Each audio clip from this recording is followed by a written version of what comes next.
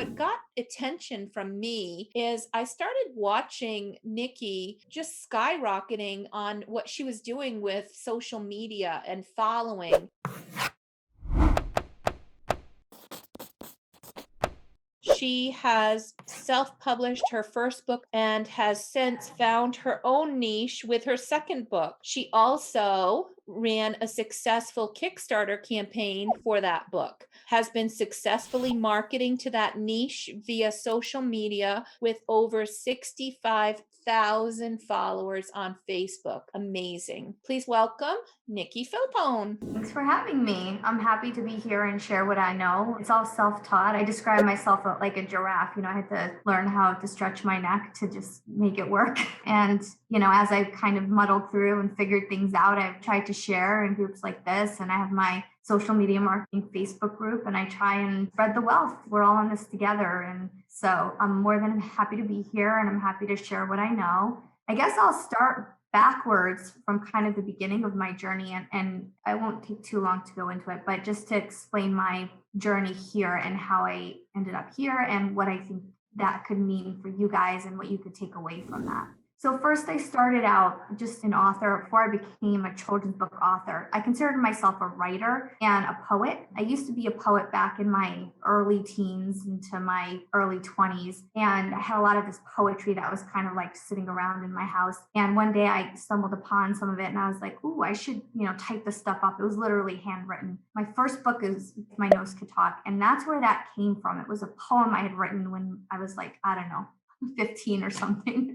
And I found it. I wasn't in the children's book space at all then. In fact, I didn't even have children's books on my radar. I was just like, this is a cool poem I wrote. A lot of my poetry was serious. And this one was just fun. And I had kids back then. So I was like, this is something the kids would enjoy. So I fixed it up and I read it to my kids, and they all thought it was just hilarious. And my husband said to me, Nikki, you should turn this into a children's book. And I'm like, okay, sure, I'll do that. And long story short is I didn't have any illustration background at all. I didn't know anything about children's books whatsoever, but I ended up illustrating this book. I had some graphic design background. The very minimal stuff that I knew, I was able to turn into very simple but very cute illustrations for this story. And so at that point in time, I had a book, but I did not know what to do with it. So I started going online and doing research. And so before I found myself in the independent author publishing spaces on Facebook, I was just Googling. And so I was trying to find an agent, and I was trying to find a publisher, just doing all the stuff you do before you really have any insight in any meaningful way. So I ended up finding my way into Jay's group. That was the first group I was in. I ended up joining several after. And so I very quickly realized that there are different options for independent publishing. Actually, at the time, I didn't realize that there was print on demand. So I thought, what's the best way for me to get this book printed? Well, I'm going to try and do it through Kickstarter. So I had my If My Nose Could Talk book. I did research on Kickstarters, but the research I did, which was all very solid and my campaign was solid, did tell me that I needed to spend time building up my audience. I didn't think I necessarily had to do that, so I didn't. And I ran my first campaign and it didn't succeed. After 3 days, I shut it down because I just knew I had exhausted all of what I was able to do. All of the people that were happy to support me in my personal life had come through, but that only got me about $1,600.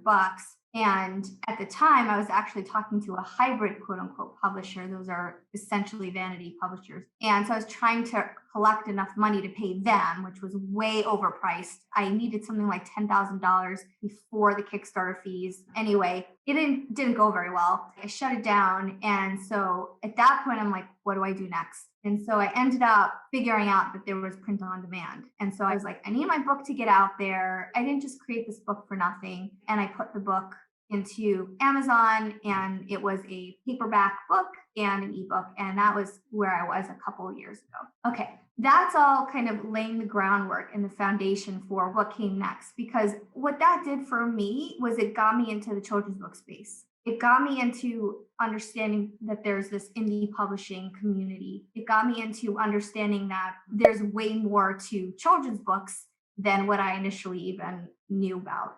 And so what ended up happening was around that time, my daughter was getting diagnosed with sensory processing disorder. And because I started getting the bug for writing children's stories, I was like, I'm going to write a book about this because I realized there were no books about this. I was like, oh, sensory processing disorder? What is this? I found an adult book about it. That's how I discovered she had it. And then that was kind of it. When I went online looking for children's books about it, there weren't any. So I was like, okay, I'm going to make this book about this topic. And so I wrote the story and I started illustrating the story. And I ended up with this book. And at the time, I didn't even realize that there was a special, like, secret audience inside Facebook somewhere that I could tap into. I just was like, there's this need to fill, there's this void in children's books that needs to be filled, and I could do that. So I created this book, and then it was like, what am I going to do next with it? And so that's when I decided that I wanted to do another Kickstarter campaign. Now, at this point in time, I actually did start to build my social media audience. But the audience that I was building was really fellow authors. It wasn't really my niche audience. I hadn't really figured out yet that I even had a niche audience. I just knew that there were people out there that would want this book, but I didn't really know anything about how to access them. And that's kind of the point in time where everything changed for me, because I started to prepare for this Kickstarter campaign. And I actually did join a whole bunch of these SPD Facebook groups, but they were all parenting groups. They don't allow self-promotion. So it's like, what do you do next? And I didn't really know actually how I was going to get my book in front of them, because I couldn't say, hey, I have a book, buy my book, because that's self-promotion. So I kind of was like in this weird spot of, I know these people want the book, have the book, but I don't know how to get to them. Anyway, I launched my Kickstarter campaign. It was early March of 2020, and that's when coronavirus hit. And so I canceled my campaign, and I did actually have a whole strategy for getting backers, and the backers ended up getting me about $4,000 in just under a week or so, which was half at the time of what my goal was. And I ended up relaunching the campaign a few months later, and I lowered my campaign amount, and I ended up getting double the amount of pledges in like 7 days. So I shortened my campaign time to 7 days, and I ended up getting fully funded. Now, this is just kind of all explaining the context and the background for everything that I did. But what I discovered in the process of all of this is that my first book wasn't the book that was going to get me on the map in any sort of way. It wasn't going to be the book that got my name into homes. And, it was a wonderful book. My goal of that book was to put smiles on kids' faces, so it wasn't like, oh, I just wanted to be a famous author. I wanted to move people. I wanted to make kids smile. I wanted the book to get into as many homes as possible. But that wasn't the book that was going to do that. And the reason was because I wasn't special in the way that I needed to be special with that book. What I discovered was that I had a unique selling point. I had something that made me special as an author, and it wasn't making cute stories. However, I wouldn't be where I am today if not. So I'm happy I did that. But what I think the takeaway for me, and what I hope you guys get from this, is that every author has something unique and special about them. Every single person has something that they bring to the table that's different than anyone else. And the way that you're going to connect with other people, and the way that you're going to get into the homes of these other people, is by finding people that share maybe that passion that you have, or there's a specific subject matter that you happen to know a lot about, and those people want books about that, and you have a unique take on that. So there's got to be something that you bring to the table that makes you special. And furthermore, it needs to be something that you're passionate about. So it needs to be something that you really, really love. It's like, you don't have to fake it. People get if you're faking it. If it's really coming out of you, and it just because you're super passionate about it, then the people that will appreciate it are going to kind of just gravitate towards you. That's what happened with me. I didn't even realize I was doing it, but I shifted. I shifted from being just a children's book author with a cute book to being a children's book author in the children's book author community, connecting with a lot of other authors who have become very close friends of mine now and have been a huge support system for me. I ran 3 campaigns. One was successful, the final one. They've pledged on all the campaigns, they've been my cheerleaders, they've done all the things. That core group of people, those are not people that are going to scale what I'm doing, if that makes sense. They're the people that are going to be in my corner and cheer me on and share my stuff, but they're not going to get my books into all the houses. What's going to get my books into all the houses is me having this message that I'm genuinely passionate about and putting it out into the universe and getting other people who are passionate about the same thing that I'm passionate about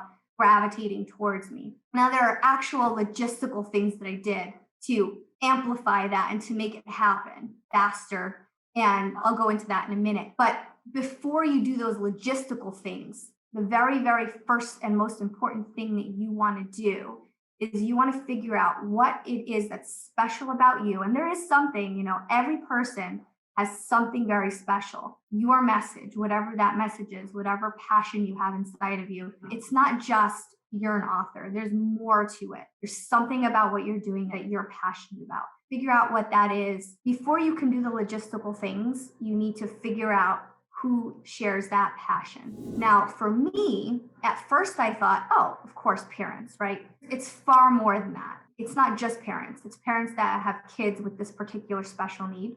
It's teachers, it's occupational therapists, it's child psychologists, the list goes on.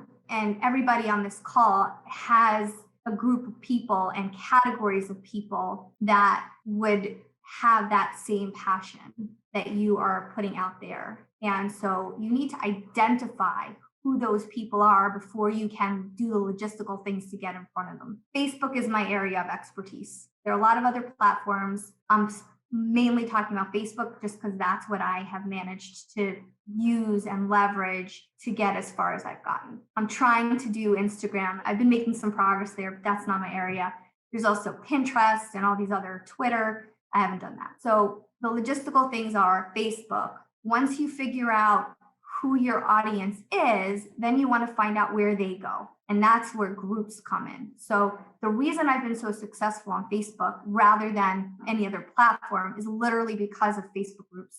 Instagram doesn't have groups. They have hashtags, and those I've been finding much more difficult to learn and navigate. But Facebook groups, for some reason, just came really naturally to me. So I've always been in Facebook groups. It's always been something that I've leveraged for personal reasons, emotional support, all these things. I'm in groups for, actual reasons. I'm not just there to connive people into buying my books. I'm there because I'm looking for parents who are going through similar things. For a little while, I was exclusively breastfeeding, actually exclusively pumping. And so I was in various groups related to that. Now that I have my children with special needs, I'm in various groups related to that. I'm in various groups related to working mothers. So I'm in groups for different reasons. But when it came time to finding my audience, some of them I was already in, and then some of them I had to join. So for example, I'm not an occupational therapist, but occupational therapists are my audience. So I went to look for occupational therapy groups that allow people in that are not occupational therapists. So usually it's like a parent and occupational therapist combination group. That's one example. There are just so many. You got to figure out who your audience is and start searching for groups. Just search for all the groups that relate. Once you join the groups, then there's more logistics to it. You have to make sure you understand the group rules and you're not promoting your stuff. So I only ever directly promoted myself once in these groups. And that was when I did my Kickstarter, where I actually went in and I said, hi, my name is Nicole. I'm an author, blah, blah, blah, blah, blah, a parent, all these things. And this is what I've been trying to do with my book. I'm trying to change, blah, blah, blah. I'm trying to empower young children. I'm trying to educate, spread awareness, all these things. And I'm wondering if any of you guys would find this resource helpful. And I didn't put a link. I didn't say where you could buy it. I just said, would you find it helpful? And that exploded my Kickstarter.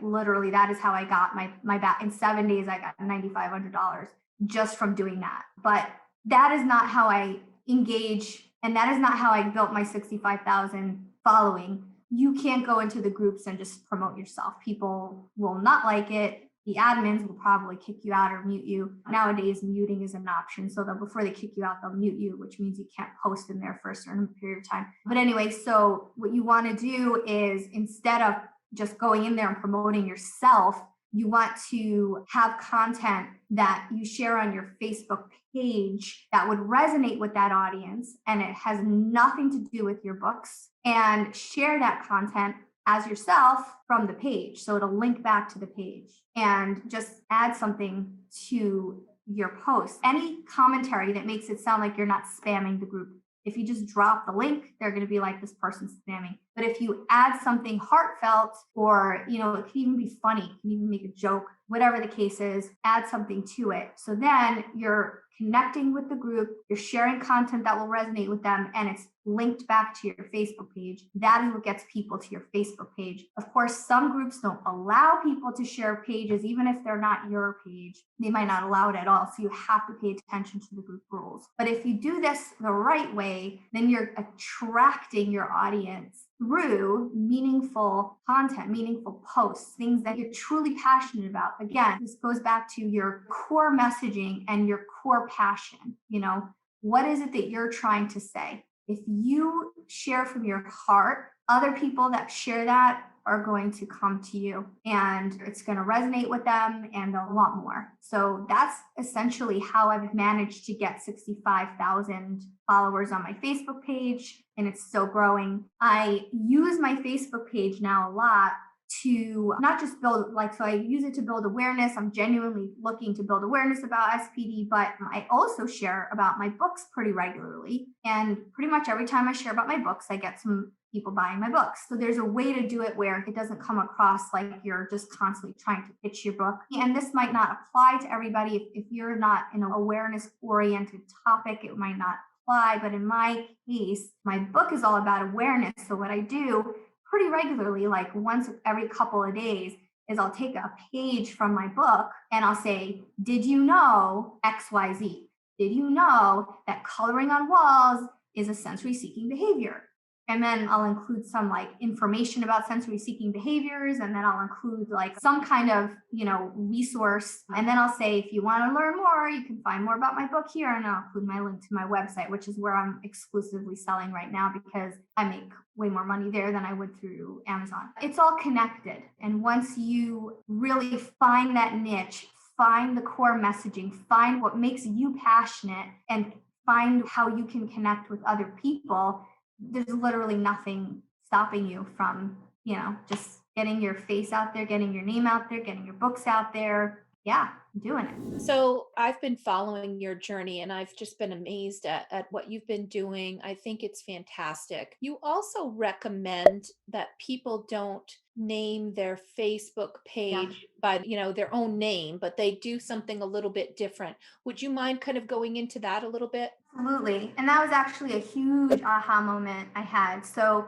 for a long time, my page was Nicole Filippone, author, illustrator, editor. And for about 6 months, I was actually promoting myself as an editor in the author groups. So I was using my page more as an editor page, and I was getting people to leave reviews as an editor. That wasn't doing me any favors as far as getting my books out there. It was really more insular. It was more about connecting with other authors. And it was a wonderful way to connect with other authors. And I made some really wonderful connections that way, but it didn't extend my reach the way that changing my name did. So there are a few reasons why changing my name is what totally changed the game for me. And I'll tell you what they are. But first I'll say, before I changed my name from Nicole Filippone, author, illustrator, editor, my page name, to Sensory Stories, I had about less than 3,000 followers. And within a month, I went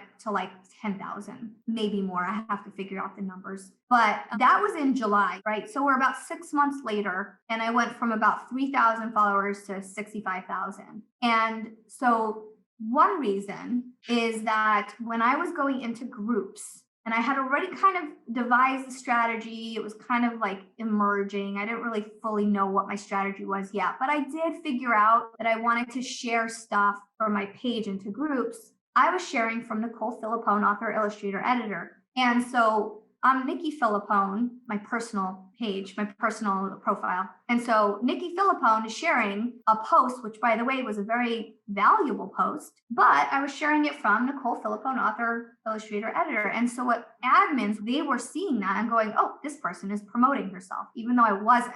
I was sharing valuable content that the group would appreciate. They didn't see it that way. They saw I'm sharing content from my own page. So it is self-promotional. I am self-promoting. And as a result, my post got rejected. It didn't go well. It really didn't go well. So the moment I changed my page name to Century Stories and I started sharing in groups, that went away. Now I was just sharing content, and I never said it wasn't my page. I just didn't say it was my page. I just said, oh, here's this post. It really resonated with me. I thought it might resonate with some of you, stuff like that. And so my posts went from getting deleted all the time from admins to never getting deleted. So now my posts were staying in groups. And what was happening was people were starting to go to my page and like my page. So that was number one. Number two was that it became a thematic page. So instead of being about me, the author, it was about a topic theme. And that was, again, about my core messaging, my core passion. And so this really resonated with people. And it was another thing which I didn't really say a lot originally, but I feel like I need to say it more, is that you don't want a name that's like 8+ words long. Like, I don't know any pages that are 8+ words long and have like tons and tons of followers. You have the short, punchy ones like Scary Mommy, or I don't know, all the ones that you constantly see people sharing and resharing are short, simple names. So you really want a name that's thematic, that will resonate with people, that kind of gets the message across. It doesn't have to get the message across completely. It just has to get the message across enough so that if you are sharing the same type of content over and over again, people are going to start associating it with your name, right? So Scary Mommy, like, what does that really mean? We don't know what it means. We know what it means because the person who did Scary Mommy created a brand around it. And now when we see content, it makes sense. We see something that says Scary Mommy on it. And we're like, oh, that makes sense. It's part of a brand. And a lot of us, we share it. So the point is that it's not just about having a thematic page. You also want the name to be very, very easy to remember. And don't worry about it being the end all be all of everything.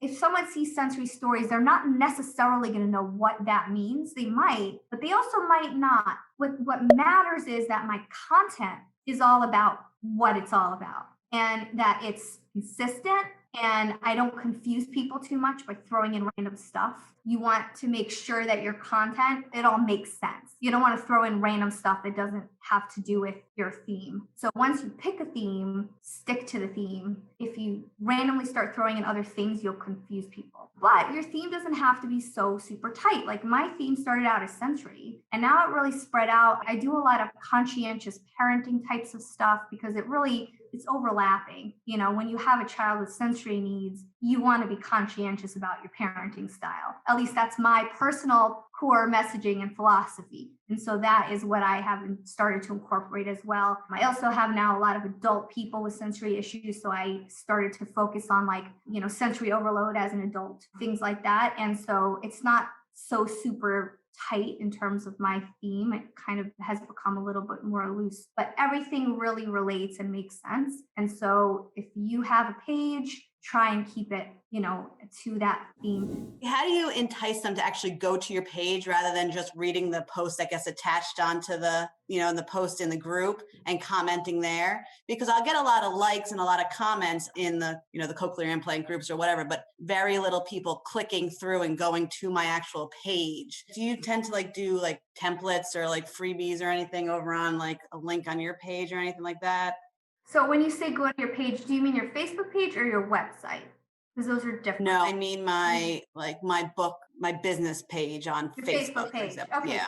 Okay, I thought that's what you were saying. So there are two separate things. I do freebies, but the point of the freebies is not to get people to go to my Facebook page. It's to get them to go to my website. Website, yeah. Entirely different thing and also valuable in its own right. I think it's been maybe like 3 months since I started doing those, maybe a little bit longer. And I have over 2,500 people subscribed to my website. And the reason is because I do the freebies. I'll talk about that in a second.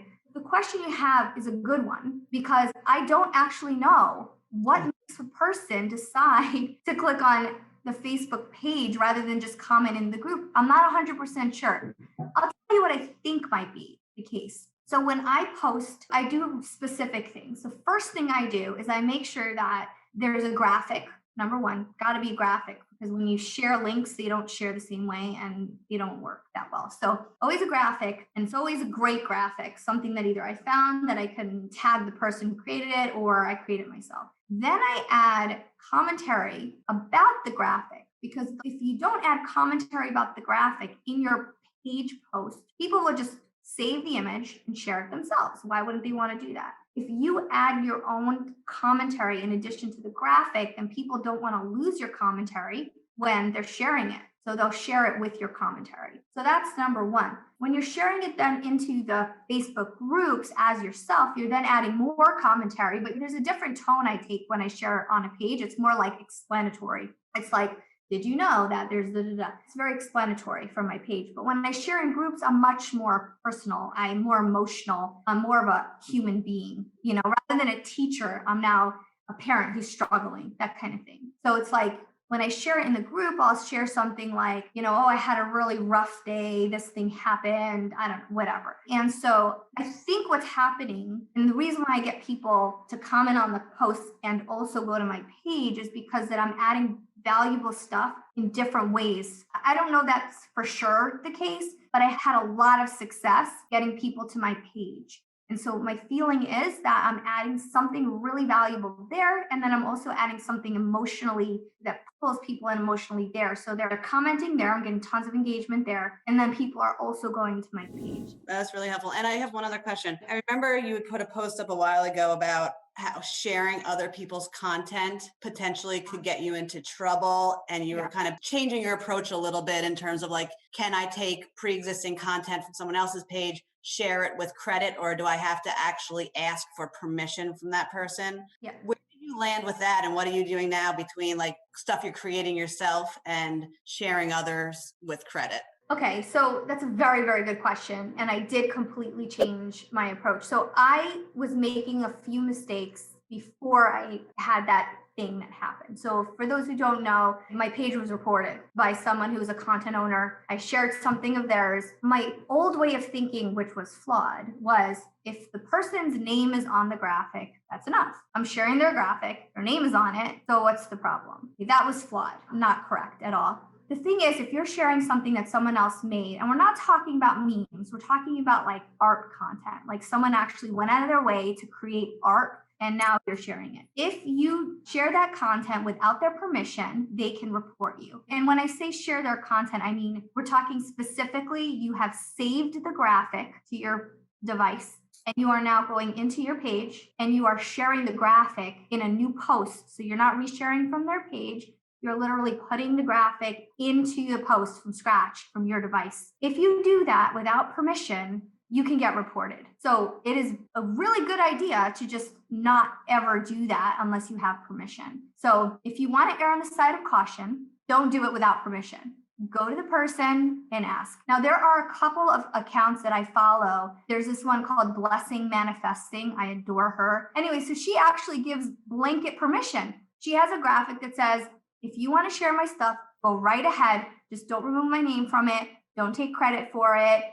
Don't distort the graphic in any way, that kind of thing. So if you find people that are like that, then you're good to go. Just share their stuff. And usually the best practices, always tag them. So say I do image source, and then I find the name of the person and I tag them. So another mistake that I did was I would just see content that I liked and I would reshare it. I wouldn't necessarily look at whether or not it's the original version of it. And as many of you probably know, in Instagram, there are all these filters. So it's very easy for images to get changed without any trouble whatsoever. You just put a filter on it. So what happened was I had gotten a graphic that someone shared and that they put a filter on, and I was sharing that. And I didn't look for the original, like I didn't know it was a different thing. And so I shared this distorted version of the graphic. It was just a color scheme difference. And I didn't give the credit to the content creator. And I'm pretty sure that I just essentially pissed her off.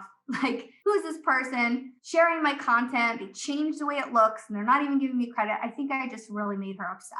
That's what I think happened. Now, if you follow best practices by making sure you're sharing the original content, and you're giving credit, there's a pretty good chance you're fine. But you might not want to risk it. You don't want to risk it?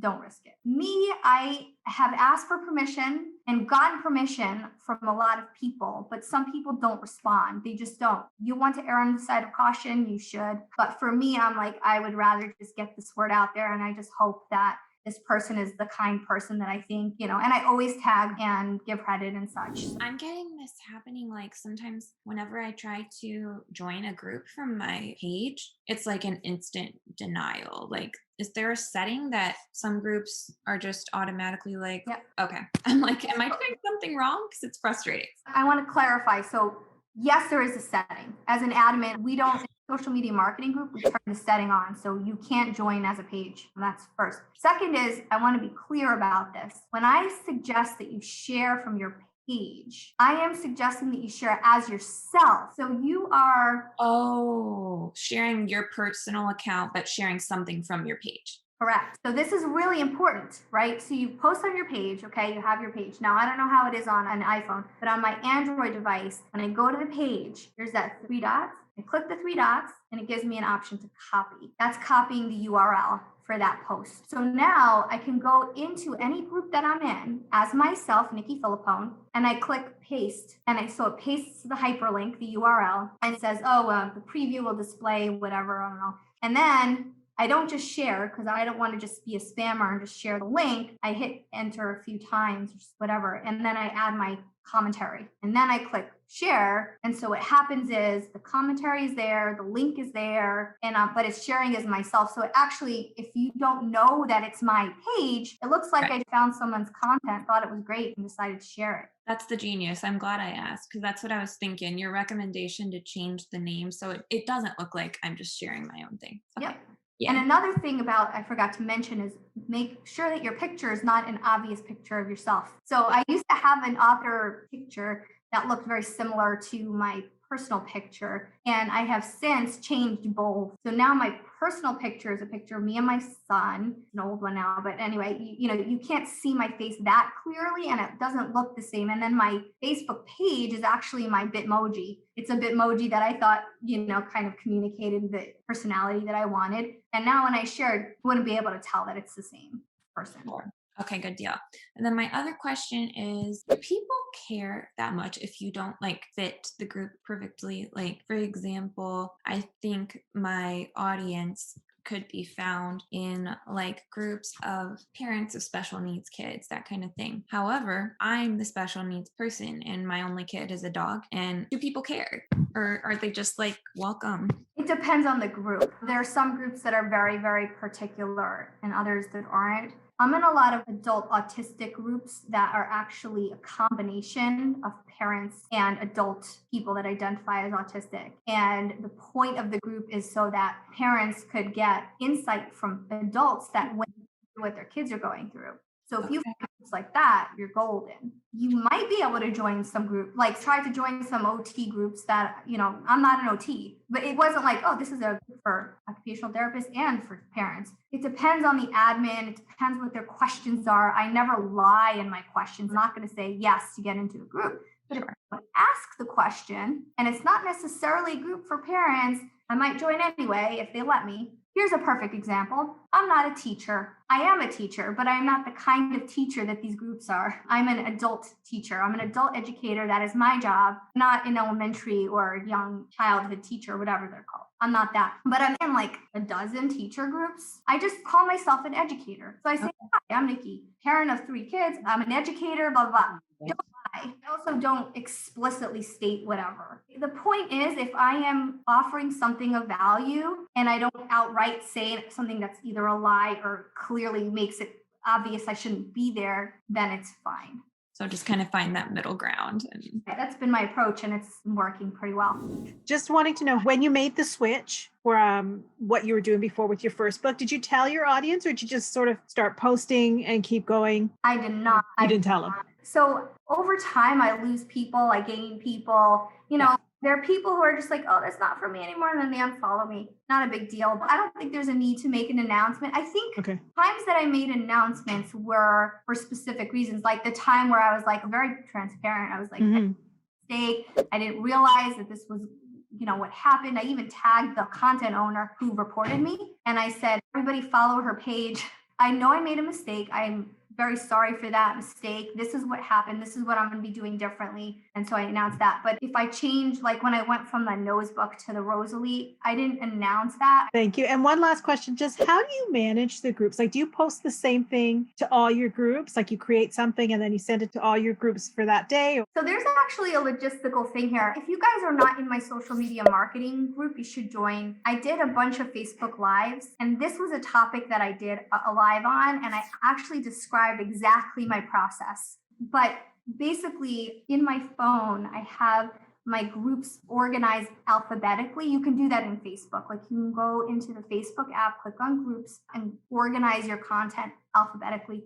This helps me organize my groups essentially by topic. Like all my autism groups start with an A, all my teacher groups start with a T, a lot of my children's book publishing groups start with C's and P's, a lot of my parenting groups start with P's. And so based on which group I'm in, I have like a certain blurb that I share. I used to have fewer groups so I can do them all at once. Now I have to do them in batches because I have so many. So I'll do like the autism batch, and then I'll just have like what I'm sharing in those groups, and I'll just copy and paste. But you have to be very careful to follow the group rules. One of the things I talked about in the live is how I quickly figure out the group rules without reading them every time, which is by searching for my name in the group and seeing what I had previously posted. So if I go into the group, I'll be like Filippone, whatever, and then I'll see, oh, they approved this post, or it's there. So obviously it wasn't removed. So I'm okay to post this. Whereas if I go to a group and it's not there, I'm like, clearly either the post was once removed or I knew better than to post it. There's a whole logistical process to sharing in groups. And if you want, you can join my Facebook group and find the post there. The group is free. There's nothing special to be there other than just be interested in the content. You said that you sell all your books from your website. Do you warehouse these books in your house and then send them out like by media mail and use an offset printer from China or the United States? I did China. I don't mind telling you guys, it's Shenzhen Jinhao color printing. They were great. And I have the books in my house. I send them out as I get orders. And I mean, it's been working really well. I paid like $2 a book and I charge $25 without discounts and 20 with, and then I have people pay for shipping on top of that. So it ends up just being way worth it to do it through my website. I do have my ebook on Amazon for credibility and reviews. I actually get pretty regular payments from Amazon just for the ebook. And my ebook at $6.99, I've actually been contemplating raising it because my niche, my area has higher prices for ebooks. But anyway, I have the ebook on there and I have like 170, 60 something reviews. So if someone's not sure about my book and they look for me on Amazon, they'll find it and they can even buy the ebook. And then this way I can also offer the ebook for free and do all these other great stuff related to it. Thank you so much, Nikki, for your time today. Is there anything else, any other contact info or things that you'd like to share, Nikki, before you go on how people can get in touch with you? I'm pretty easy to get in touch with. My inbox can get jammed. So if you don't hear from me, you can try and tag me in a post in one of the groups. And then hopefully I'll see that. If I don't get in touch, it's not because I'm ignoring you. Sometimes I just have too many notifications. Email is another good way. If I'm not getting back to you, Nicole Filippone, author@gmail.com. And yeah, I try my best to respond. So hopefully if you get in touch, I'll be responsive. Thank you so much. We really appreciate your time today. Thanks, Nikki. Thank you, Bye, guys. everybody.